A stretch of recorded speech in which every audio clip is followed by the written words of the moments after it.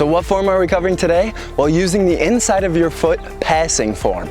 So this is the most fundamental form. Sure, there's many other ways to make a pass, whether that be the outside of your foot, with the toe, with the heel of your foot.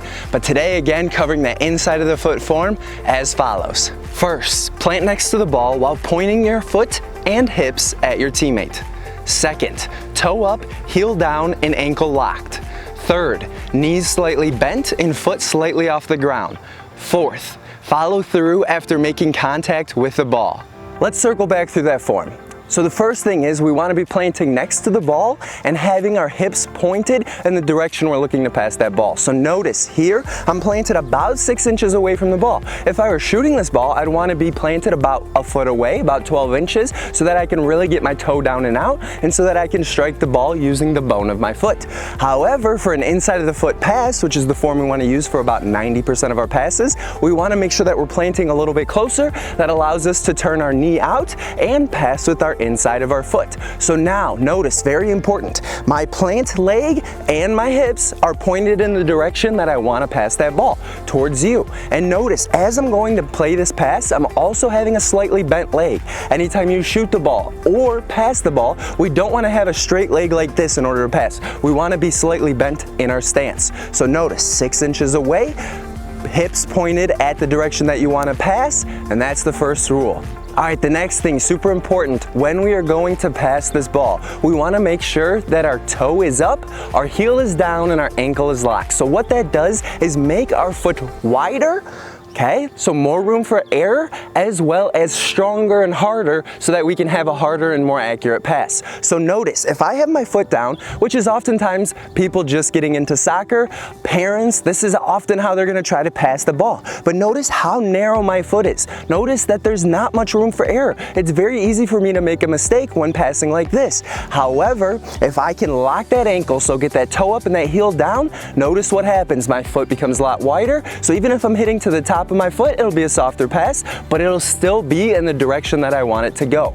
So very important that we're making sure toe up, heel down, ankle locked for that second rule. Thirdly, when passing that ball, we want to make sure that our knee is slightly bent on the passing leg and our foot is slightly off the ground. We're talking maybe an inch, maybe 2. Because if I'm playing passes and my heel is just scraping the ground when I go to do it, 1, it's going to slow down the speed of my leg, which is bad. That means a softer pass. And 2, even worse, when I go to pass this ball, boom, that ball is popping up in the air because I'm getting too much underneath it, and now I'm making it 10 times harder for my receiving teammate to receive that ball.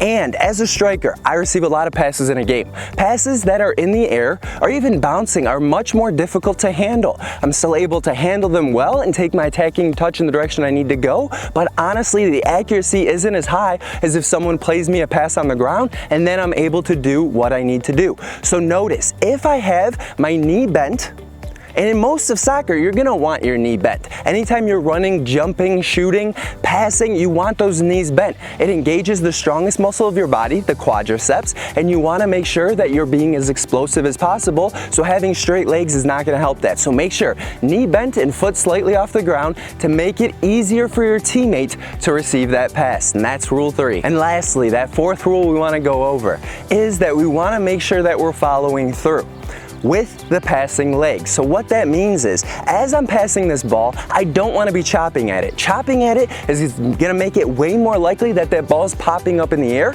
and if I'm chopping at it, the accuracy on my pass, it could spray in any direction in front of me. Whereas if I'm passing that ball, I'm making contact for a longer period of time, which is gonna be guiding the ball in the direction that I want it to go. So it's very important that we make sure that when we are passing this ball, we've got to make sure that we're passing it and following through. So important. Now, what should I do with this leg after I've actually followed through? It depends on the game situation. If I'm passing this ball and I'm running in the direction that I'm passing it, I would follow through and then I would plant my leg and start running in the direction I want to go. However, if I'm not going in that direction and maybe I'm going in a different direction on the field, I would follow through, I would bring that leg back, and then I would start attacking in a different direction. So it's all game dependent, but we want to make sure that we're able to follow through in order to get more power, and especially the most important thing is more accuracy.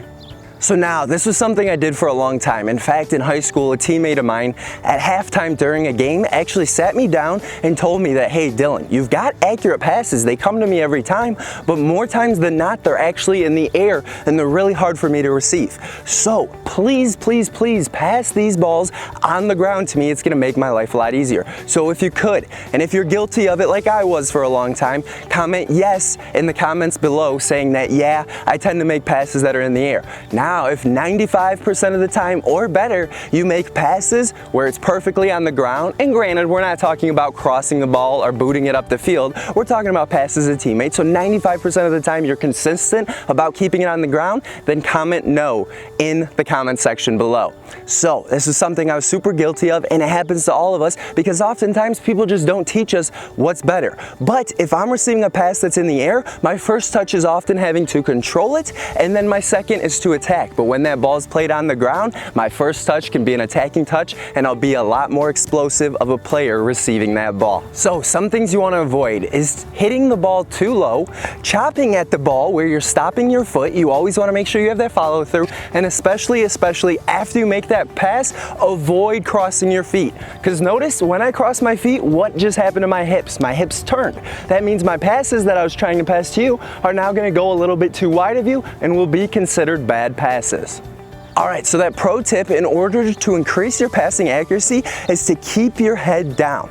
So to increase your accuracy by 50%, you need to keep your head down for at least half a second after you make that pass. Keeping your head down, whether it's passing or shooting, is gonna make sure that your form stays together and it looks exactly like you want it to, so that your passes are way more accurate. So now notice, if I'm passing here, notice what happens to my shoulders. They stay over the ball because I'm looking down. So my passes are much more likely to stay on the ground and to be more accurate. But if I'm passing here and now I'm looking up quickly, notice what's happening to my shoulders. They're leaning back a little bit, which, yes, you guessed it, is going to make it easier for that ball to pop up in the air and harder for my teammate to receive now. So again, pro tip, 50% increase in accuracy means keeping your head down for at least half a second after you've passed that ball. All right, so again, 90% of our passes should look like this. Sure, you can be cute and pass it with your toe, outside of the foot, even heel pass it, but those forms tend not to be so accurate, and inside of the foot, you can be very consistent, and this is what you want to work with. Now, there's 3 good ways to practice this form. First, you can pass into a net, if you have that available. Second, you can have a mom, dad, parent, friend, teammate, brother, sister, whoever the case may be, and pass the ball back and forth with them. But this third option, passing against a board, a hard object, even a wall, is going to be your best option because that provides deliberate practice and deliberate feedback. So every time you do it with a friend, they might be distracting you with comments about the most recent game or what's going on with their life. Passing into the net, you're constantly having to run after the ball. But against the wall, you can pick a portion of that wall that you're aiming for and be consistent with getting that ball to that spot in the wall that you want to. So pick a portion of that wall that you want and practice. And I'm talking at least 4 out of 5 good passes to that spot. Now, some things to keep in mind is that when we're passing, oftentimes trainees, and sadly I'll do this myself too, will cross your feet after you make that pass. Notice where my hips are pointed now. First, they start off great. They're pointed towards you, exactly where I'm pointing and passing that ball. But now, as I pass it, if I follow through and I turn, notice what happens. This ball's probably going more that way than it is straight at you. So make sure following through and landing pass or bringing that leg back. Now, in order to deliberately practice it, pick that portion, 4 out of 5. As soon as you hit that 4 out of 5 good passes, then take a couple steps back. Again, practicing, looking at what you're doing, seeing what's good, where you can improve. You've got to be your best judge. You got to be the one that's constantly trying to make yourself improve. And as soon as you get 4 out of 5 there, then we move a couple steps back, and we're consistently doing that to grow step by step and a little bit by little bit, and really deliberately practicing to make ourselves better.